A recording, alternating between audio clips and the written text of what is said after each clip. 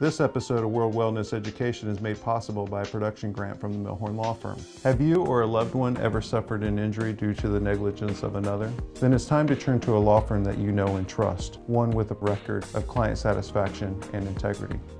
Hello, my name is Ryan Milhorn, and the Milhorn Law Firm has been representing personal injury clients in the Central Florida area for over 20 years. Our attorneys live in this community and are very proud to call it home. The Milhorn Law Firm, the law firm you know and trust. Hi, I'm Tracy Brosman, co-founder of World Wellness Education, a community forum to educate, encourage, and inspire a better way of life. We commonly face day-to-day challenges of stress, lack of exercise, and poor eating habits. But with the right approach, we can find freedom, wake up each morning feeling healthy, focused, and ready to take on the day. Together, we can make a difference, one story at a time.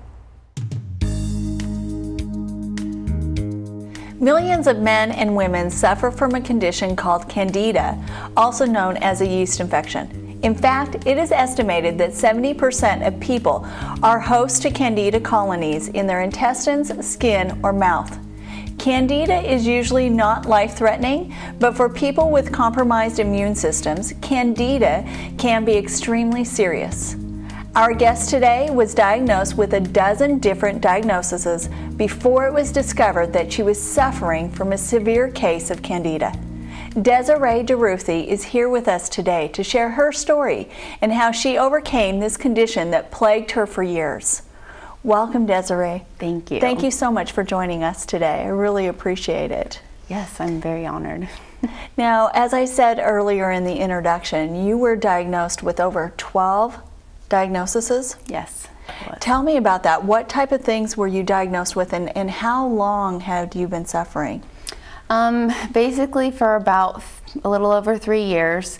The diagnosis has started with severe depression, ADD, I had some goiters on my thyroid and an enlarged thyroid, underactive thyroid. I had B12 deficiency, anemia.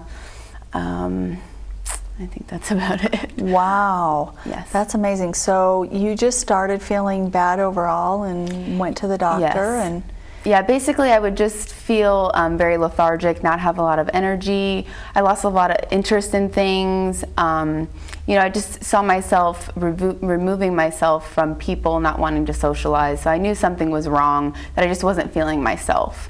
Right. Were you very active beforehand and liked being around people? Yes. Mm-hmm. So that was very dramatic, and you probably were really wondering what was going on. Yeah, it was just, I knew something wasn't right, and then, you know, as the years went on and things just got worse and the symptoms started getting worse, and I knew I needed to just go see a doctor and see what I could do. And so were you put on any sort of medication, or were you told to change your lifestyle when you were getting like the diagnosis for depression? A lot of it, at first I didn't go straight to medications. I did try therapy. Okay. Like what type of therapy? Basically just a psychologist. Okay. Just to talk through, you know, some things, and you know, it helped, and then I realized that I really wasn't getting any better after a certain amount of months, and right. My therapist that I was seeing, you know, encouraged more of the therapy rather than the medication. So at that point we kind of evaluated that I needed to be put on medication, that things weren't really working, and we kind of went from there. So they put me on some antidepressants, some sleep medication too, and it just kind of carried on from there. Did you see were you getting better after you were putting on the antidepressants? Yeah, I could see things were being controlled. You know, I had a lot of mood swings and anger problems. Those seemed to be getting under control. But then it got to the point where I felt so medicated I wasn't myself anymore.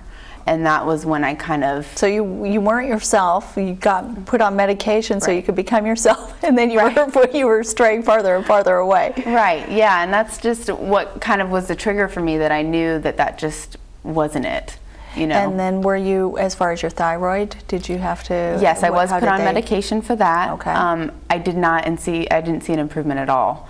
And I kept going back to the doctors saying, you know, I'm still having these issues, and they would run tests, and my levels would be fine, but I would still have all the problems. So I just left very confused because I would leave with probably less information than I came with, or I would get put on more medication and it would just cause more side effects, which caused more issues. Wow. In the long run. It must have been extremely frustrating. It was, and you know, for a while I just thought that, okay, maybe this is just how I am and I have to deal with it for the rest of my life. And you know, I was okay with that. When you're really young to Right. have to think about having to deal with it the rest of your life and Yes. having it get worse and worse. Yes. And so tell me, what were you doing as far as exercise beforehand? Were you able to exercise, or did you even not even feel like it? I kind of did. I mean, I wasn't as, you know, cautious about it. I kind of just, you know, every once in a while I would exercise. My nutrition wasn't very good. I didn't eat very well. So that, I think, had something to do with it. You know, I really didn't take care of my body like I should have. So you probably weren't eating the fruits and vegetables. Correct. And because you were stressed out and depressed, you probably went for more packaged foods. Is that correct? Correct. Yes, a lot of sweets, just anything easy that you could, you know, make in a minute or two. And I was, you know, my job was very demanding, and so sometimes I wouldn't even have time to eat. So, you know, not eating isn't good either. So what made you decide, or what doctor finally helped you the most? Candace Booth, she's a naturopathy doctor. I got into contact with her through my friend, and she, you know, took the time to really hear my story from start to finish. She saw all the medications that I was on, and she just couldn't believe that, you know, because I am so young, I shouldn't be on all these medications. And how many medications were you on? It was close to 10 or 12. Wow. A day. Mm-hmm.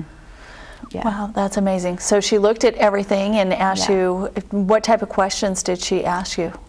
Just basically, you know, why am I prescribed this? You know, what was the story leading up to it? You know, are they helping? What are the side effects that I'm going through? And, you know, we talked through it, and I told her that, you know, I wasn't feeling much better. I just feel highly medicated, and that, you know, I'm not really getting anywhere, and I just seem to get worse. And so that was when she kind of, you know, gave me a test and talked about the Candida, and really saw that that was what I was going through, and it was causing all of, you know, the mood swings, the depression, things like that. So were you relieved at that time, or were you kind of like, I'm not sure if this is going to work either?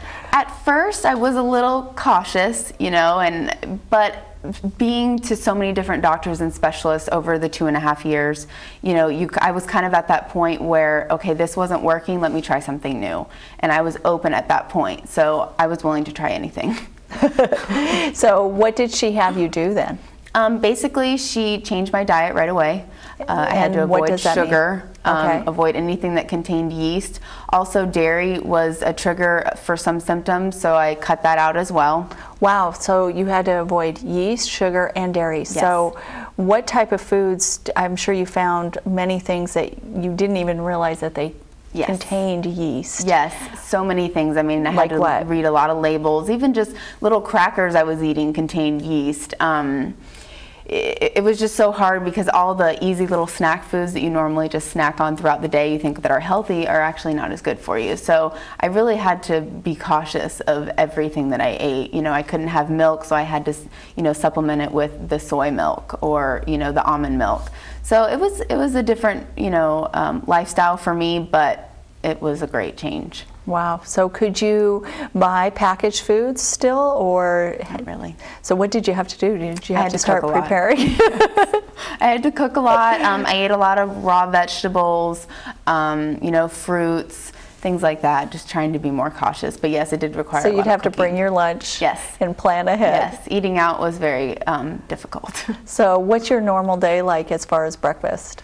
Breakfast, I eat a shake, which is the Juice Plus, and it has the fruits and vegetables in it. Okay. So it's like a meal replacement. And then for lunch, I usually try to have a salad to have the raw vegetables and protein, and then, you know, protein and a vegetable at night for dinner. So, and away from the carbs a lot, probably, because they contain the sugars. Yes.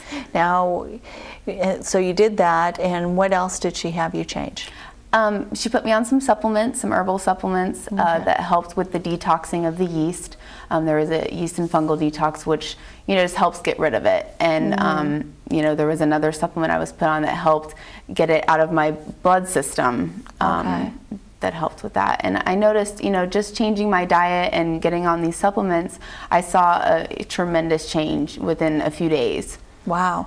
So did you experience any negative symptoms throughout the detox? Because I know sometimes, especially sugar and caffeine.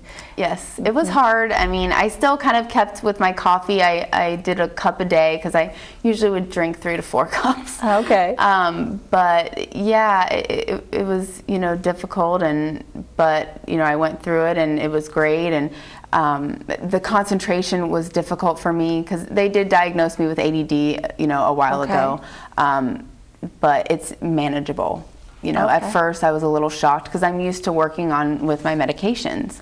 Right. So I was this different person, and now I really had to, you know, deal with everything without any medication. So it was different, but manageable. Wow.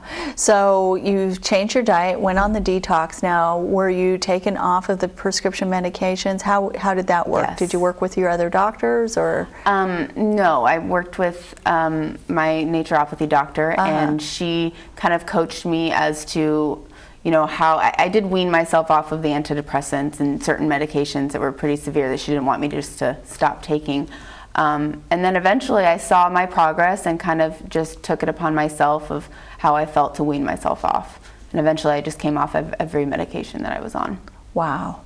So that probably saved you a little bit of money each month, too. Yes, it did. And then not eating out and the packaged foods, so. Yeah, and I felt better, and I was sleeping good, and everything was going in the right direction. So you didn't have to take anything to sleep anymore? No. No, but I used to. I was, you know, on some heavy sleep medication, and, you know, my doctor was pretty worried about it. So she said, you know, once you do this detox, you will see that you'll be able to sleep, you know, on your own with no medication. And I never thought that would happen, to be honest with you, but it did. Wow. So. And it was just a couple days, and you started feeling better? Wow. Yeah, it was probably about 3 to 4 days. And she made me keep a journal just to kind of, you know, write down about my day, what I was struggling with, so I could go back and look at my progress. And that helps too, you know, to see that you're making improvement and not just at a standstill. And did you journal about what you ate and all of that also? Yes. And what about exercise and other changes? Yes, I did do exercises. I started doing yoga, a lot of relaxation, you know, stretching, because I did have some muscle problems too a couple years ago. So it all helped, you know, with everything, because stress, I think, had a lot to do with it. Do you? I think that is a lot of the case with a lot of different diseases. Is stress may not be the cause, but it certainly plays a large factor. It does. You really just have to know when to slow down and listen to your body. You know, it'll tell you, it'll give you a trigger of, you know, I think you're pushing yourself too hard, and you just have to listen. And for a while I didn't, and I didn't know how to balance my personal life and, you know, work life, and it just got out of hand. So I learned a lot from that. Well, that's really good. And what do you do now if your body's telling you that you're working too much or you're getting too stressed? What type of things do you do to pay attention? I just try to be very cautious of it. I mean, I could say I'm a workaholic, so I try to leave earlier, you know, actually take a lunch break, you know, things like that. Because before I would just keep working, and, you know, I know now when to draw the line and to go home and just to stop. So. And what do you do for fun now? I like to do a lot of things outdoors. You know, I have a dog, so I spend a lot of time with him, you know, take some time with my family, you know, try to do things that I enjoy that are not stressful, just kind of more just easy and fun. And do you meditate or do anything like that? Did you bring a little bit? You know, I'm definitely interested in it. I haven't done a whole lot with it, but I love yoga, and that kind of helps me relax. Definitely. So you do yoga on a regular basis. Well, let's go back into a little bit more of the diet, because I know with Candida that is probably the main cause, and that's how you control it the most. If you go back to the sugary foods, would you get Candida again, did she say? Yes. And I've kind of figured it out for myself. You played with it. I did, and for a while, I felt like I was doing really good, and then I kind of introduced bread a little bit here and there, just as a treat, and, you know, symptoms would flare up again. It was just immediate, and it was very eye-opening for me, you know, and it taught me that, you know, there are certain things that I eat that do trigger, you know, symptoms that I just need to avoid. So have you found that there's any type of bread at all that you can eat? None. And what about fruits? Can you have fruits? Yes. Okay. I try to limit that just because of the sugar. All right. But it's better to have the natural sugar, than the refined sugar. So, but I do take supplements that are in place of the vegetables and fruits, because normal people don't eat as much as they should on a daily basis. Right. So I definitely try to take supplements to help with that too. And that helps overall? Do you notice a difference if you forget for a couple days? Yeah. Overall, my body just starts to feel kind of weak and tired. But if I take my supplements daily, I feel great. I have energy, and I'm ready to take on the day. So. Did you ever go back to any of your other doctors and just said, forget it, I'm done there? Yes. Yeah, because I felt so much better with the way that I was going on my plan, and I just didn't feel like I needed to go back. For a while, my job did get stressful, and I was having a really hard time concentrating at work, and I decided to take my ADD medicine again, and I noticed such a difference, and it was just a test for me that I just felt so not myself. Right. I couldn't even function on it anymore. Wow. It was too strong for me. So it was a good test for me to see myself. Well, have you noticed that there's different foods that might trigger your ADD more? Yeah, the sugar and the carbs for sure. I mean, that would definitely slow me down. With the sugar, I would have a crash in the middle of the day and just kind of feel like, have no energy. So I notice that if I eat a lot of raw vegetables, I have more energy, just the healthier proteins, things like that. Wonderful. So, yeah. Well, thank you so much, Desiree, for sharing. You're very welcome. I really appreciate it. And if there's anybody out there who would like to get more information, how can they get a hold of you? They can call me. Okay. And I can provide you with my phone number. Yes, please give it. And definitely what's your number? It's 407-341-4112. Wonderful. Well, thank you very much. Yes, you're welcome. Together, we make a difference, one story at a time. If you'd like to find out more information about World Wellness Education, please contact us at worldwellnesseducation.org. The ocean covers 71% of the Earth's surface and holds 97% of the Earth's water. It is also the greatest source of oxygen, food, and medicinal ingredients, and is home to 80% of all living organisms. The ocean plays an important role in all of our lives, even more so when we can be near or in the ocean. Imagine sitting on the beach, listening to the great roar of the waves, feeling the ocean breeze blow through your hair, and enjoying the warmth of the sun on your skin. It feels wonderful. Have you ever wondered why? It turns out that there is a significant amount of science behind the great feelings you have as you sit on the beach. The ocean provides many stress reduction benefits as the waves put us in a meditative state. We feel happier, have an improved peace of mind, better concentration, more spontaneity, and creativity. Many people also report leaving the beach with a renewed sense of purpose for their lives. Many of us do not meditate on a regular basis. However, when you are next to the ocean, it is very hard not to meditate and receive all of the wonderful benefits. From a scientific point of view, the minerals in the sea air decrease stress and increase a sense of well-being. Salt in water preserves the melatonin, tryptophan, and serotonin levels in your brain. This helps fight off depression and improve your sense of well-being. Research also shows that the sounds of waves crashing on the beach alter wave patterns in the brain, resulting in a calmer state. When you swim in ocean water, the water temperature plays a major role in your emotional health. Cool ocean water in the spring and fall months provides a soothing treatment for your nerves, while warmer waters in the summer months relax your muscles. Studies indicate that the minerals contained in the ocean's water help with arthritis, psoriasis, and depression. When you spend time in the ocean, you may also see positive results from other skin diseases such as rosacea, eczema, and rashes from plant allergies or heat. Ocean water contains iodine, which boosts thyroid function and improves the immune system.